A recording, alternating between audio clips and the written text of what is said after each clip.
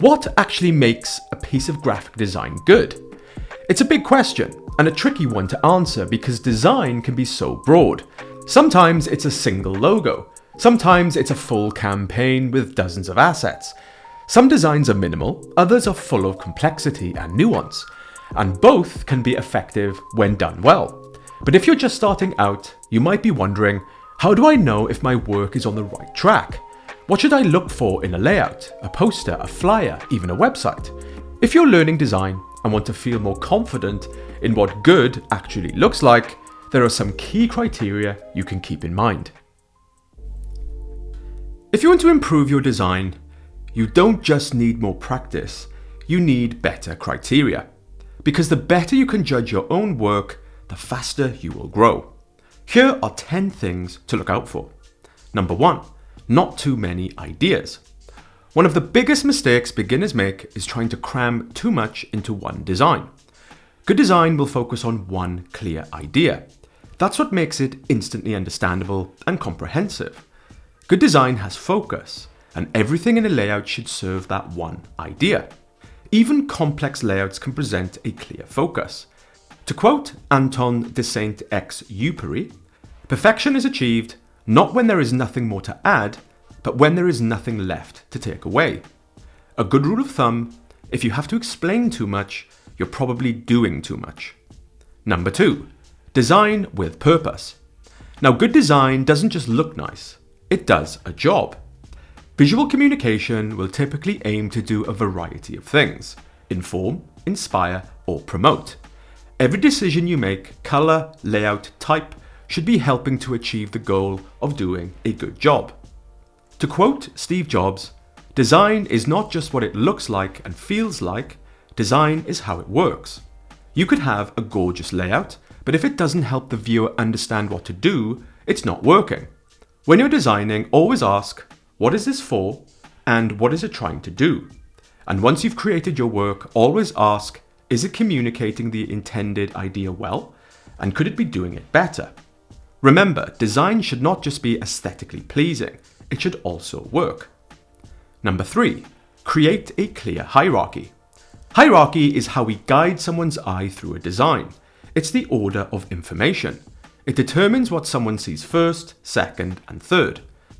A good design always has a clear entry point, usually a headline or an image, then leads you through the rest. To quote Paul Rand, "Without order, nothing can exist." Hierarchy is what creates that order. It's the difference between a design that feels intentional and one that feels chaotic. It gives structure to information and it gives direction to attention. You can use size, weight, color, contrast, spacing, and positioning to create hierarchy. Think of a movie poster. The film title or image grabs your eye first, then leads to the tagline, then the release date. You're not guessing where to look, you're being guided. If everything feels equally loud, nothing stands out. And when nothing stands out, the message loses impact and gets lost. Hierarchy isn't about making things bigger, it's about making decisions. It's about choosing what matters most and making that clear. Number 4, balance flair with function. Good design isn't just practical, it's powerful. Good design will have structure, but it should also seek to include flair. Something that catches the eye, sparks interest, and leaves an impression. After all, we are visual creatures. We're drawn to what looks good, what stands out, and what feels different. To quote Neville Brody, "Graphic design is the art of visualizing ideas." That's why great design often has its own style. A bold image, a unique color choice, a layout with personality. But remember, flair without structure is chaos. The real magic happens when creativity meets clarity, when expressive ideas are balanced with strong layout, legible type, and practical use of space. Design doesn't have to be boring. In fact, it shouldn't be. Where appropriate, give your work energy, give it visual rhythm, but just make sure it works. That's aesthetic strength, when your design feels exciting and considered. Number 5, design beyond trends. It's easy to follow trends, but good design finds a voice of its own. It's easy to lean on trends because the thinking has already been done. It's comfortable, it's easy, and it's safe. But ask yourself honestly, are you really happy just imitating someone else's idea? Good design doesn't start with what's popular, it starts with purpose. And that purpose will usually come with its own set of criteria. A message to communicate, a tone to strike, a story to tell. Those things should guide the design, not whatever's trending on social media this month. But that doesn't mean you need to reinvent the wheel every time. But it does mean being thoughtful, trying something unexpected, finding your own voice, a new layout, a playful idea, a fresh take, something that feels right and is more tailored. To quote Dieter Rams, good design is long-lasting. Design trends are fleeting, but originality, that's timeless. Number 6. Execute with precision. A good idea is only as strong as the way it's executed. You might have a great concept, but if the type is rushed, the spacing feels off, the hierarchy is not clear, or the alignment is a mess, it all falls apart. Design is about details, and those details matter. They shape how a message is received. To quote Edward Tufte, clutter and confusion are not attributes of information, they are failures of design. Cohesion comes from making sure every visual element feels considered and connected. That's where the design principles come in: contrast, hierarchy, proximity, alignment, balance, simplicity, repetition, and function. They aren't just theory, they're tools. And when used well, they bring structure and flow to your work. The goal is to build a system, not a patchwork. Fonts should complement each other. Color should feel balanced. Spacing and alignment should guide the eye without distraction. Cohesion isn't perfection, it's clarity. And clarity makes your message easier to understand, easier to trust, and easier to remember. Number 7. Know who you're designing for. Design doesn't exist in a vacuum. It always speaks to someone. And to be effective, it needs to speak in a way a person understands, relates to, and responds to. You wouldn't design a kid's science magazine the same way you'd lay out a corporate financial report. The tone, the colors, the images, the type, every choice should feel right for the people it's meant to reach. That's where visual tone and visual language comes in. These are the subtle signals that shape how a design feels. Bright colors, playful fonts, bold illustrations, those might engage a younger audience. Muted tones, clean type, confident structure, those might speak better to a more professional, mature crowd. Everything from layout to language carries emotional weight, and different styles resonate with different demographics. Age, culture, interest, and intent, these things matter. To quote Frank Chi Miro, people ignore design that ignores people. Good design isn't just about looking great, it's about being appropriate. And that comes from knowing exactly who you're designing for. When you understand your audience, you make smarter design decisions. You're not guessing, you're connecting. Number 8, communicate clearly. Design is visual communication, so first and foremost, it has to communicate. Can someone look at your work and understand the message quickly?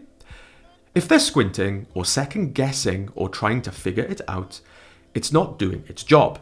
To quote Massimo Vignelli, clarity is the true measure of design. We live in a visual world overflowing with content, where attention spans are short and competition is high. Most of the time, graphic design needs to deliver a message clearly, instantly, and without friction.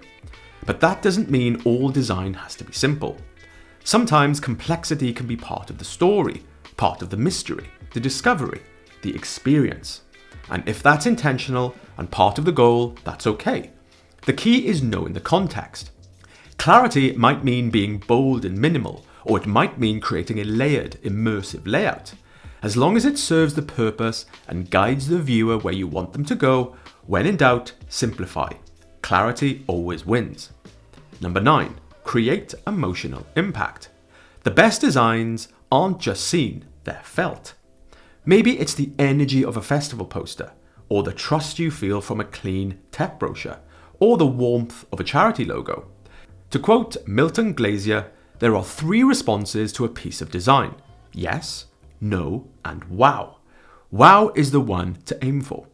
That wow isn't about decoration, it's about connection. Design can tap into mood, tone, and personality.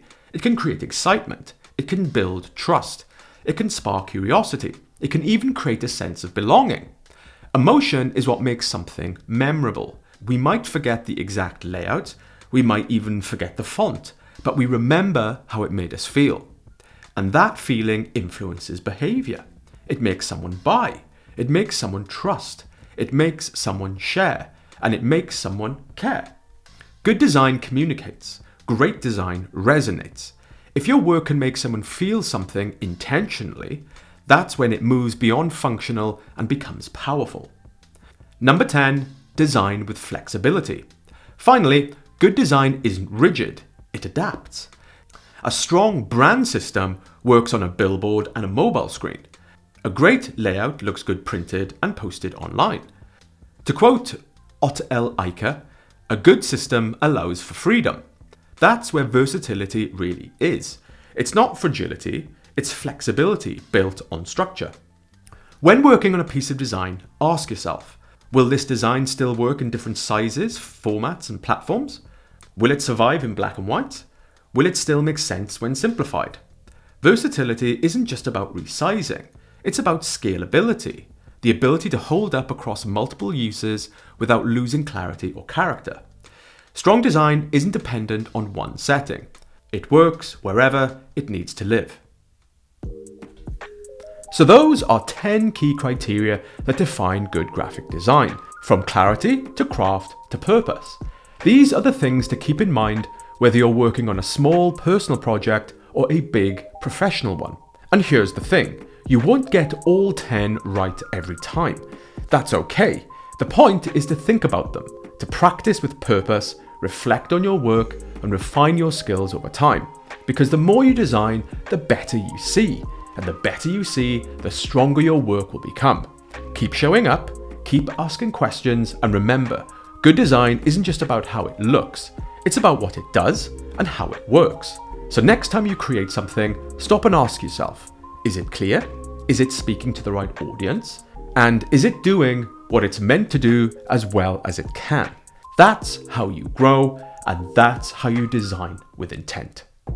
So if you liked what you saw in this video and want to take a closer look in your own time, check out my Learn Graphic Design ebook, a fully interactive, highly visual guide designed to help you build confidence and master the fundamentals of design.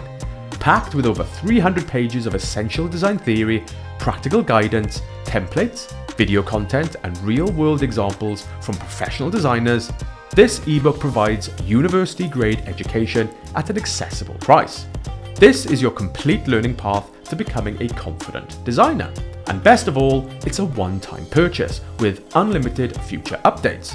To learn more and get your copy today, check out the link in the description.